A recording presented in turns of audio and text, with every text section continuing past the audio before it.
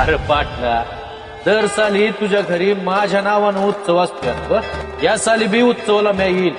तू केलेला निवद घेईल आणि त्याची साक्ष देईल. म्या काशी विश्वेश्वराच्या तिथं बी बसलो हाय आणि जेजुरीच्या गडावर बी बसलो हाय. म्या पालीला बी बसलो हाय आणि इथं या माळरानावर आबाळाचं छत करून बी म्याच बसलो हाय.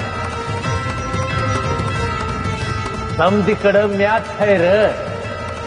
पण हे ध्यानात यायला बी तशी भक्ती पाहिजे. मामा प्रसाद तयार झाला आहे. निवाद जाऊन तुम्हाला जेवायला देऊ का? नाही रे, आज रोडगा भरीत आणि पुरणपोळीचा निवद आहे माझ्यासाठी.